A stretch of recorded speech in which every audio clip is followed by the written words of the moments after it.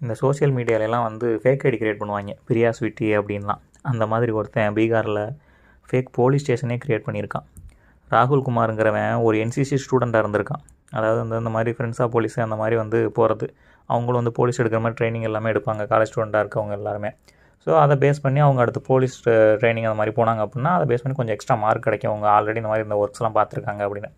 அந்த மாதிரி இருந்ததை அவன் யூஸ் பண்ணி என்ன பண்ணிட்டான், அவங்க ஊரில் ஒரு பூட்டி கிடந்த பழைய ஸ்கூலை கொஞ்சம் ரெனோவேட் பண்ணி அதை போலீஸ் ஸ்டேஷன் சும்மா பெயிண்ட் அடிச்சு விட்டு அந்த ஊர் பஞ்சாயத்து தலைவரை வச்சு ஓப்பன் பண்ண வச்சுருக்கான். அது ஒரு போலீஸ் ஸ்டேஷன் மாதிரியே நம்ப வச்சு.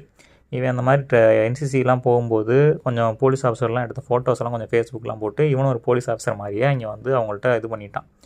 ஸோ இவனோட டார்கெட் எல்லாமே வந்து இவனை மாதிரி கொஞ்சம் போலீஸாக ஆகணும்னு சொல்லிட்டு அந்த என்சிசியில் அட்டன் பண்ணிட்டு இருந்தவங்க அவங்க எல்லார்ட்டுமே ஒரு 20,000 30,000 அந்த மாதிரி அமௌண்ட்டை வாங்கிட்டு ஆல்மோஸ்ட் ஒரு 300 பேர்கிட்ட ஒரு 50 லட்ச ரூபாய்க்கிட்ட வந்து வாங்கியிருக்கான். அவங்க எல்லாருக்குமே யூனிஃபார்மு லத்தி எல்லாமே வந்துட்டு ரெடி பண்ணி கொடுத்து அவங்கள ஒரு போலீஸ்காரங்களாம் ரியலாக அவங்களுக்கு கிடச்சிருச்சு. அந்த மாதிரியே வந்து அவங்கள மெயின்டைன் பண்ணியிருக்கேன். அவங்களுக்கு சும்மாவும் இல்லாமல் டெய்லி அவங்களுக்கு வேலை கொடுக்குறதுக்கு ஊருக்குள்ளே ரவுண்ட்ஸ் போங்க, அந்த மாதிரி ஹெல்மெட் போடாதவங்களை பிடிங்க, லைசன்ஸ் இல்லாத பிடிங்கன்னு சொல்லிட்டு அவங்களுக்குலாம் ஃபைன் போடுறது, அந்த மாதிரி கள்ளச்சாராயம் காய்ச்சறவங்க அந்த மாதிரி பண்ணுறவங்கலாம் பிடிச்சி ஃபைன் போடுறேன்னு சொல்லிட்டு அந்த மாதிரியும் வாங்கி காசு அடிச்சிருக்காங்க. இது இப்படியே ஆல்மோஸ்ட் ஒரு நாள் 2 நாள் கிடையாது, ஆல்மோஸ்ட் ஒரு வருஷத்துக்கிட்ட தான் சக்ஸஸ்ஃபுல்லாக ரன் பண்ணிக்கிட்டே இருந்திருக்கான்.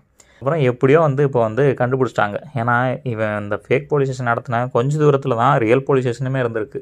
என்னவா இதுவாக இருந்திருக்காங்க, பக்கத்தில் இந்த மாதிரி நடந்துக்கிட்டு இருந்ததே அவங்களுக்கு ஒரு வருஷத்துக்கு கழிச்சு தான் தெரிய வந்திருக்கு.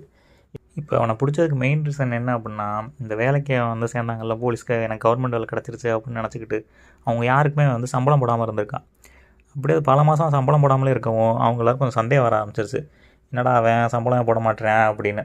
அதுக்கப்புறம் தான் அவங்களாம் சேர்ந்து போயிட்டு கொஞ்சம் வேற ஒரு போலீஸ் ஸ்டேஷனில் போய் கம்ப்ளைண்ட் கொடுத்துருக்காங்க, தெரிஞ்சதில் கொஞ்சம் ஹையர் அஃபீஷியல்கிட்ட கொடுப்போம் அப்படின்னு. அப்போ தான் அவங்க வந்து விசாரிக்கும் போது இப்படி ஒரு போலீஸ் ஸ்டேஷனே இல்லை அப்படின்னு சொல்லி தெரிய வந்திருக்கு.